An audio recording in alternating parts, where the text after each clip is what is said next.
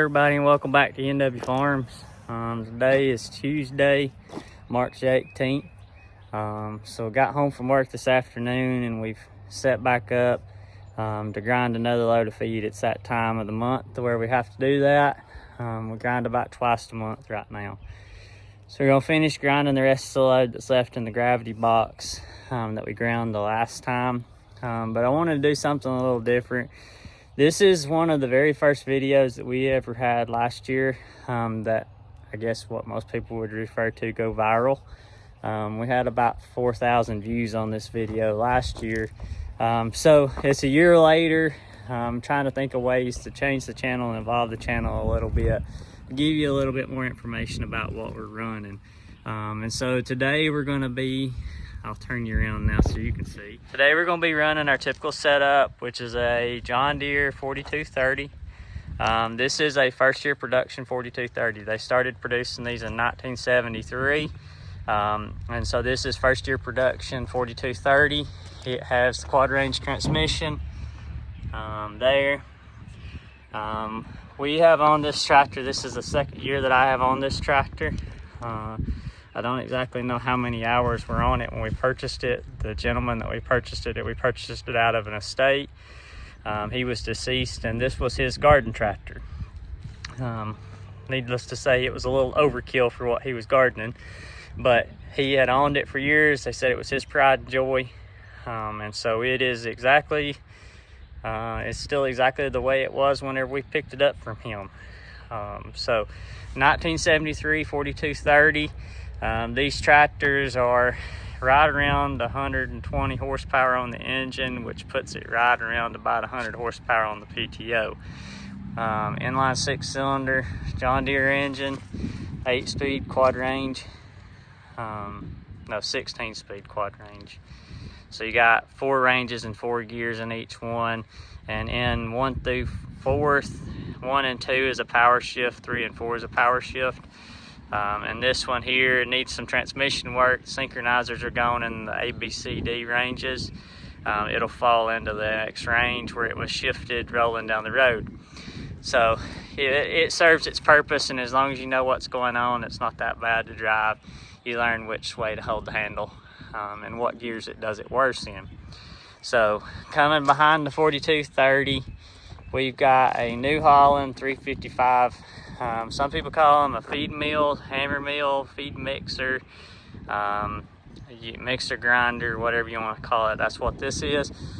These were produced between, I think looking up specs on them, they were produced from like April of '78 into the mid 90s.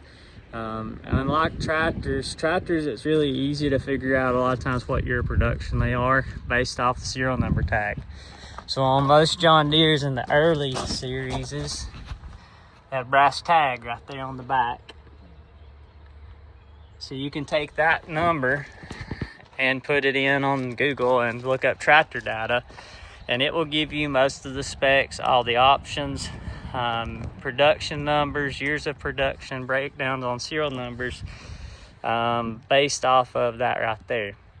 Well, on an implement, it's oftentimes hard to actually date it based off of serial number because they don't really keep good records. You may see a serial number break in the actual parts catalog, but to go in and tell you, pinpoint down, this is the exact year of production, that's hard to do. But based off doing a little research on the internet, this hammer mill appears to either be a 78 or a 79 year model. We bought it used when I was a kid. Grandpa bought it out of an auction, so we really don't know how old it is, but it's still in relatively good shape, except for one place here on the bottom of the unload. But it doesn't leak bad enough to have to fix it. If it gets any worse, then we'll have to fix it. So this mill here will hold, here's our actual tank capacity.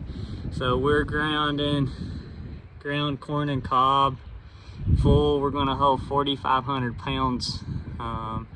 And so 45 pounds equals 1 bushel.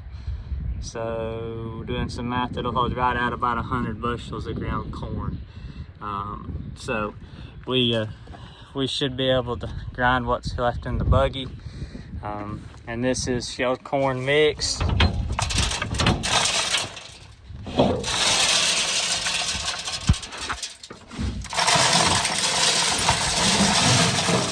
Corn and cob that we feed our feeder calves, and then my herd of cows gets to eat corn every other day to help keep weight on.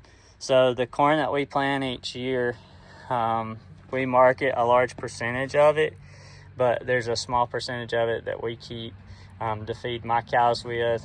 And then kind of the deal me and Bruce have worked out is I grow us 2 beefs each year, and that's my payment for the corn.